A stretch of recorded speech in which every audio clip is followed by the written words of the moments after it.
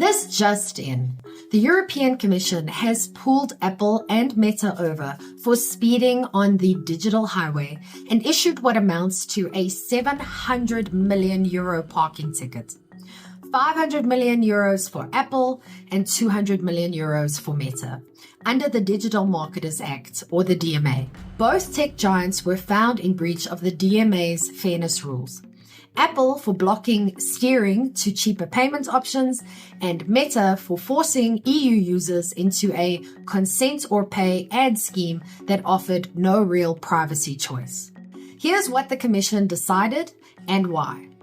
The DMA requires so-called gatekeepers to play fair with business users and consumers.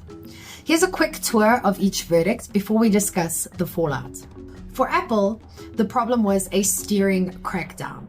App developers must be free to tell consumers about cheaper offers or external payment links. The Commission says Apple still buried or blocked those routes, limiting competition and consumer savings. Apple now has 60 days to strip away the roadblocks or face daily penalties. In the case of Meta, there was a data choice dilemma. Gatekeepers must let users say no to cross-app data pooling without paying a fee or downgrading service quality. Meta's binary consent or pay 9.99 euros per month for ad-free model didn't qualify. The EU wants an equivalent, less data service at no extra cost. These are the first formal non-compliance decisions issued under the year-old DMA, setting a tone for future enforcement. Here's why small businesses should care. Big fines make headlines, but the ripple effects hit smaller players. 1, you can expect cheaper in-app sales, which may finally fly if Apple removes steering restrictions. Developers could promote external checkout links or lower fee web purchases inside iOS apps. You could also expect new pricing experiments and potentially lower end-user cost that boosts conversion rates. Second, advertising costs could shuffle. Meta must build an ad experience that uses less personal data, yet remains free for EU users. Ad targeting granularity may dip, which could initially nudge CPMs up. Smart marketers will revisit audience segmentation and creative testing to keep ROAS steady. 3, more transparency, less lock-in. Both rulings push gatekeepers towards clearer pricing and easier platform switching.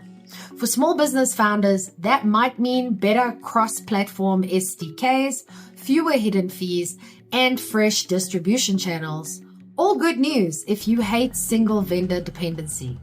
With all of that in mind, here are 3 moves to test in Q2. As a StoryBrain guide and duct tape marketing consultant, I focus on lean, measurable action. First, prep external payment landing pages now. If Apple complies, be ready to steer your iOS users to your own checkout page with a one-click flow and clear pricing. As you do this, track margin gains versus in-app purchases. 2, diversify meta audiences. Create parallel ad sets that rely on interest or contextual targeting instead of deep cross-app data. Benchmark CPA today so that your spot shifts the moment Meta's new model rolls out. 3, collect first-party data like it's gold. Email capture, SMS opt-in, loyalty apps. Owning the customer relationship insulates you from future platform rule changes and fines you didn't ask for. Today's 700 million euro parking ticket is pocket change to big tech, but the precedent is priceless. The EU is serious about forcing gatekeepers to open extra lanes for everyone else. Small businesses that anticipate those new lanes, cheaper checkouts, privacy-friendly ad options, and richer cross-platform APIs will cruise, while slower rivals circle the block. Remember that meter.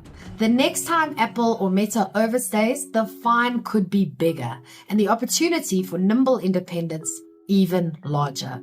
But what about you? If the EU just put more coins in the meter for small players, which new parking spots will you grab first? Cheaper iOS sales or privacy-friendly ads? Share your answer in the comments. I'm Vicky Sidler, and I post helpful news updates for small businesses every day.